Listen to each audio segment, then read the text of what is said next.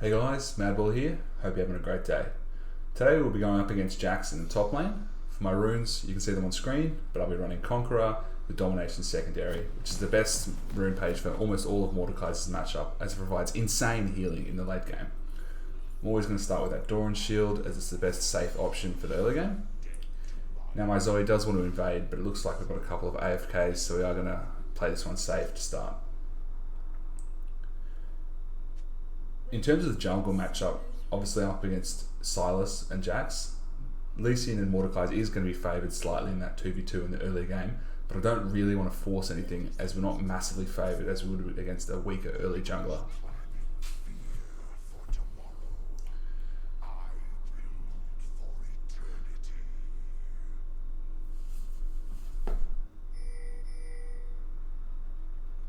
MF Nautilus is a pretty good bot lane, but they are up against Draven's set, which is quite aggressive. So hopefully they can not lose too badly, and we can snowball and get ahead.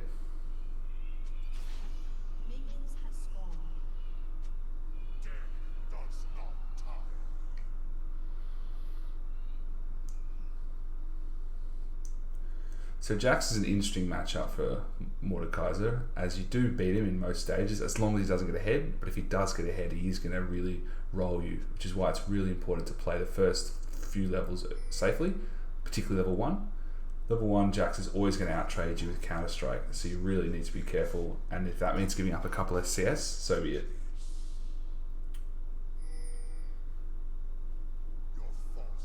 So where possible, I'm going to be trying to fast push the lane, so I can try to get level 2 first, poke him out with Q obviously. He is also trying to fast shove as well.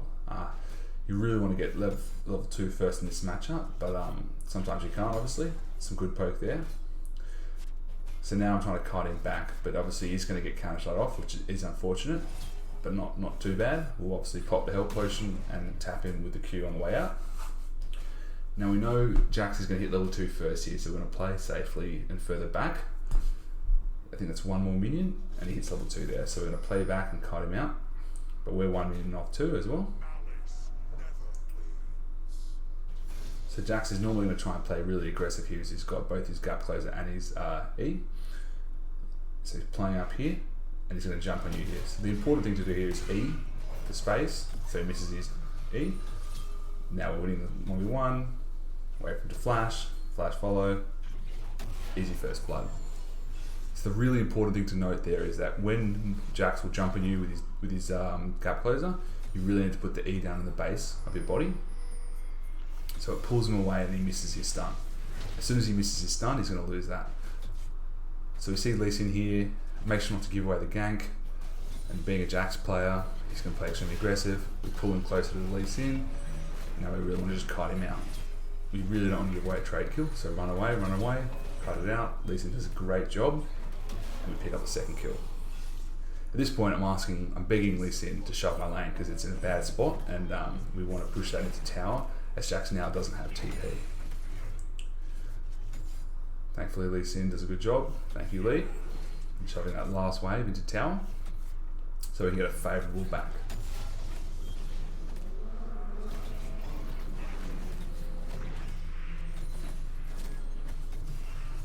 This time we can also see Silas spot, so I know I'm safe to push those last few minions in. Thank my jungler. It's always important to try and butter up your junglers so they don't get upset or anything. So backing with 1200 gold, I'm going to go with Ninja Tabi, I believe. Yeah, I'm going to go with Ninja Tabi and a refillable. I could have gone for the components to Haunting Guys and try and rush Leandries, but at this point I might as well pick up, complete the Ninja Tabi early, so I've got a much stronger dueling potential against Jax. So Lee Sin is invading, so I'm going to run down, make sure to save him. And this Jax is fairly tilted at this point, so he gives away another kill. So in solo queue, when you build this sort of early game lead, it's really important to make sure you don't either throw it, and you make sure to push that lead further. So at this point I'm going to shove him in.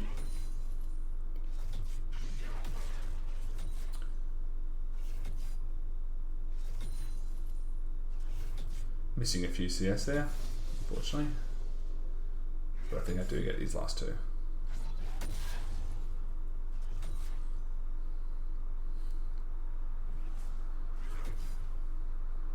So at this point I do have full HP, a full refillable, and there's nothing really causing me to back, so I can stay in lane, take another good trade, making sure that Jax hold you. I'm fairly sure this player is pretty upset at this point with the jungle tension, so I just want to make sure, see if I can snowball even further. He keeps eating the Qs. Jumps on me again, try and cut it out. We get the E, auto, activate passive, and another kill.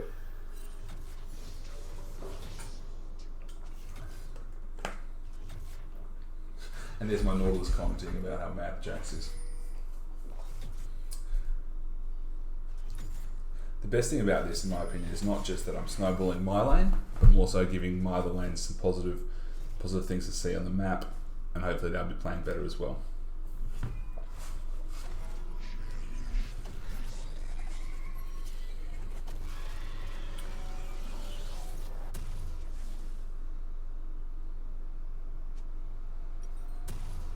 So I could go the components for Haunting Guys, but instead I pick up a Blasting Wand and a Control Ward. At this point I'm so snowballed that I think I can get away with just rushing the flat AP and build the components to Haunting Guys later. I will be rushing Leandri's Torment first in this game as I am ahead, and against Jax or any duelist it's really important to pick up Leandri's because it is going to be the best first dueling item for you with the scaling damage in combat and also the percentage HP magic damage. So Jax really shouldn't have shut this lane in, as now it means I can just get a quick trade. I will ult immediately, see if I can kill him. If I don't kill him, it's not really a problem. I just want to poke him out of lane. I probably overfollow here, which is a little bit bad, but it's not a game breaker in the deal of things. So I put him down to about 20% HP, then pick up the wave. So I probably should have backed off maybe 3 or 4 seconds earlier, as I do miss quite a lot of CS in the tower, unfortunately.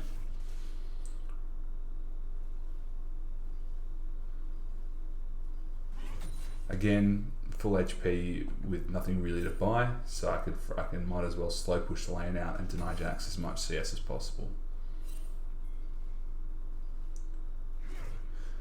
I am going to be aware that my ult CD is down, and if Jax can hit level 6, it is possible that he does pick up a kill back, so we want to play a little bit safer and smarter until my ult's back.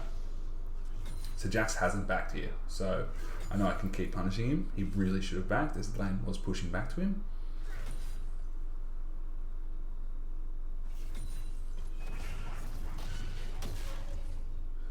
You can see at this point that the single target Q is really hitting for a ton of damage, so Jax is in quite a tough spot. The other good thing about the Jax matchup is you don't actually need to cause damage with auto attack, so you can auto attack through Counter Strike to pop your passive. So you do only need a Q, E, and an auto attack through Jax's Counter Strike, and it'll activate your passive. I believe this matchup is favoured in Mordekaiser's favour, but it's still a matchup that you can lose if you don't know how to deal with his Counter Strike. I think there are a few other instances in this game of me using my E proactively as Jax jumps on me to pull him away. But that first E where I got the first blood was the key one there. So at this point, just through Qs, I've managed to push Jax out of lane. I believe he backs here, which is great as I can cause him to miss more CS.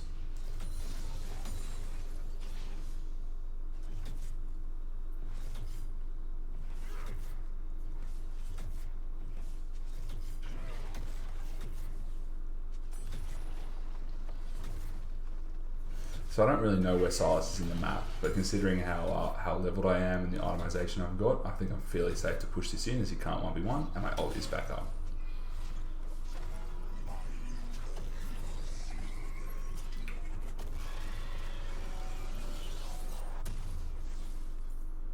Fortunately, I can't get any more than the components for Haunted Guys. It would have been great to kind of finish that, so we'll have to go back to lane with 400 gold, but it's not the end of the world. So my team's doing a fantastic job on the other side of the map, so really I just need to focus on not giving away the shutdown gold that I've got and just try and keep this Jax down, because as everyone knows, Jax really does scale powerfully and can outscale me with only a couple of items if I let him get ahead. No need to let this hit tower, just hold the wave. You can tank it with your W pretty easily as well.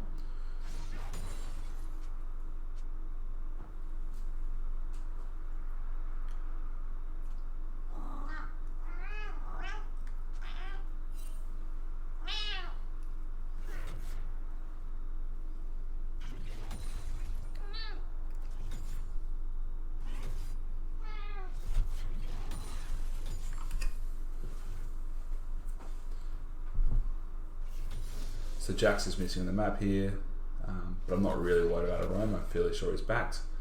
Oh, there he is. He's done blue, so he's probably not communicating well with the jungler at this point. Just W. His W stun, he can't really do much at this point. You just need to focus on not dying to jungler ganks, as the matchup's pretty free.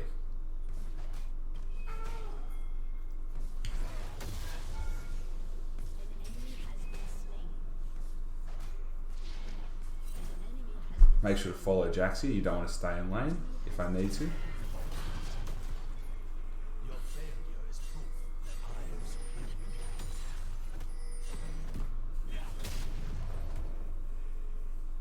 Fairly sure Lee Sin and Zoe can do Rift Herald on their own if they need to, but it doesn't look like they're going to go ahead with that.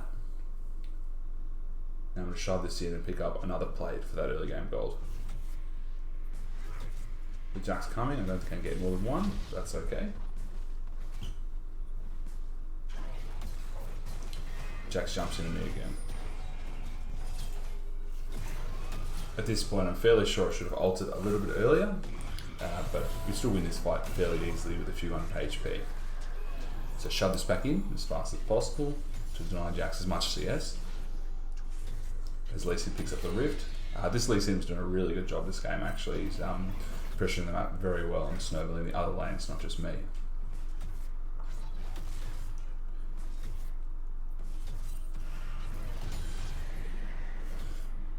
So I was a little bit greedy, but at this point I'm going to make a real play to try and get the first tower goal.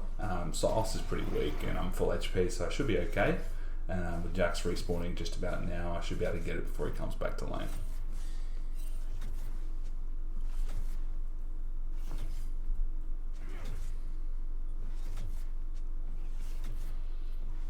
And with the last minion dying, we'll pick that up, which is fantastic. It's another 600 gold, which really snowballs me out of control.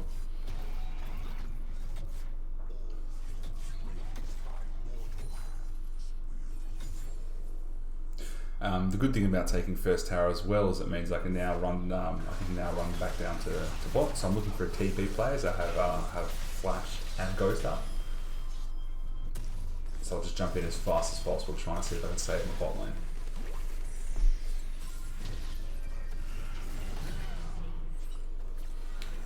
So I could have gone for Silas there, but the Draven was the easy target, and it's better to make sure we get that kill than try and hit full range E, which is very difficult to hit.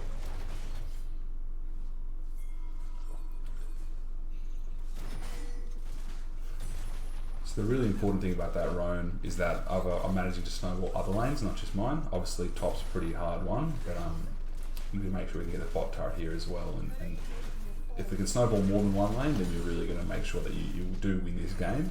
Whereas if you stay top, it's a lot riskier, and you might not be able to carry your team through that.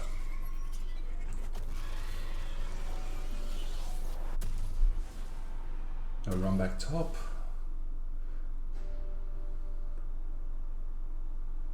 So we can see no one of their teams really fed, but they do have the late game scaling. Jax and Cassiopeia both scale really hard into late game, and they are going to outscale myself and Zoe.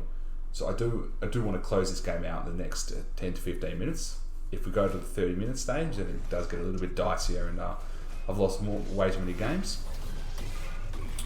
So got a really good E there and managed to pull him out of his jump animation. If I didn't get that, obviously I wasn't going to get him. But as soon as I saw I got that, it was a free ult and a kill, and then Jax gets his 6th death of the game.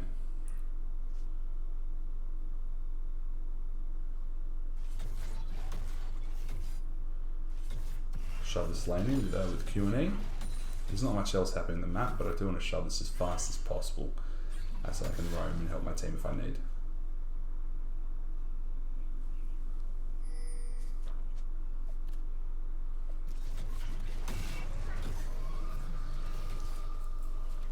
Morde's a really good counter jungler, so if you can take as many camps as you can, you can really help your jungle and step back their jungle as well.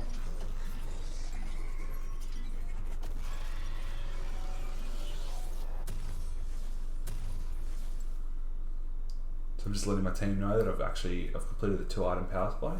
Leander is realised is a huge power spike for Mordekaiser. It's probably his biggest power spike in the game. So when you get those 2 items. He does scale reasonably well into late game, but he is at core a mid game champion, so having these two items so early in the game is just going to be fantastic.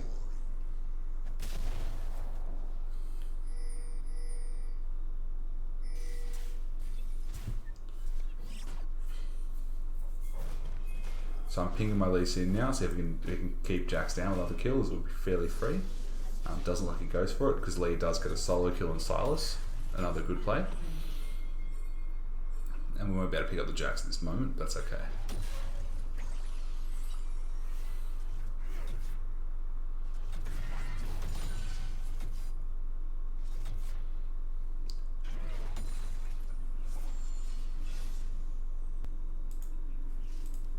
Now we don't need to do too much extra here, we just keep Jax shoved into the tower, see if we can poke him out and deny more CS. Really don't need to dive. Jax is hard to dive with his ultimate and stun obviously. At least he's going to try and get him. But yeah, we back out because it's really tough to dive through the counter strike, so at least he did the smart play there, which is great.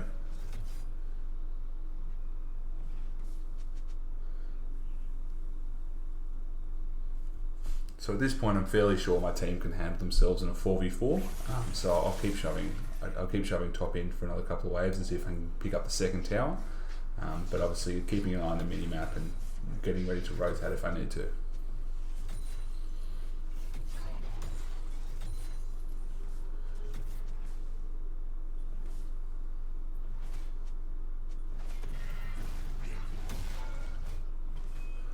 So I can play fairly confident here because obviously you can see the top lane jungle is pretty well lit up. So I can push pretty aggressively if I need to because I'll see the remainder of their team coming.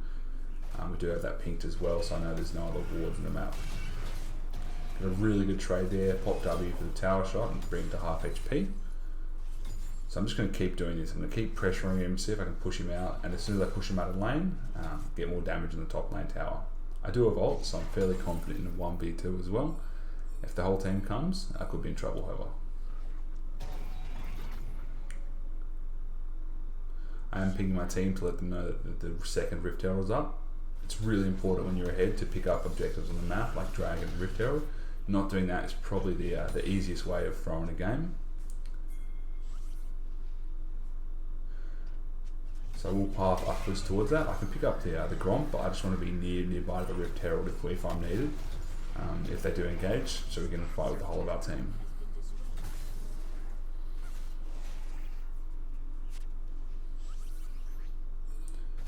So I could fight Jax for this pink, but obviously I don't see anyone on the map. I'm going to decide it's not really worth it, so I let him have it. Don't hard engage. If I hard engage and the rest of their team's there, I could pick up a death, and as you can see there, I've got a bit of a bounty already. So just make sure my team knows that we've got to do Dragon next. Try and macro my team. You can't always rely on your team in solo queue, obviously, so where you can, if you're doing well, they're more inclined to listen to you, so where you can, you do want to be pinging and directing your team as much as possible. So Jax is shoving top, but at this point, the top lane tier 1's not worth too much. I don't really need to worry about that, and he can have it if he wants.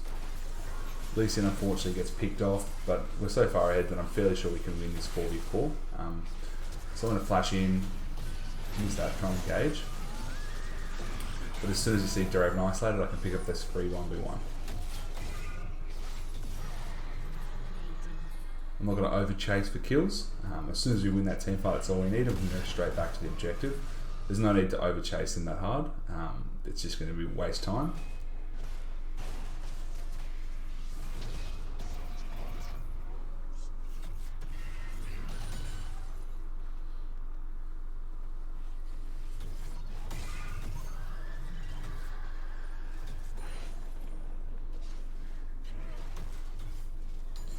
So at this point, we're so far ahead that we could look to Baron.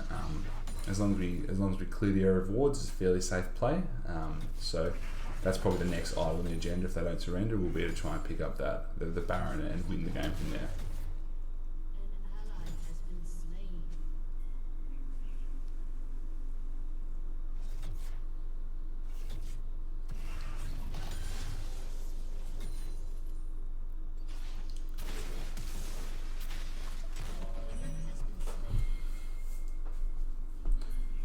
So now we are looking to go for the Baron, but I think at this point they do surrender. We pick up a really quick 20-minute win, which is fantastic. I think that's a really great way to demonstrate how the Jax matchup works.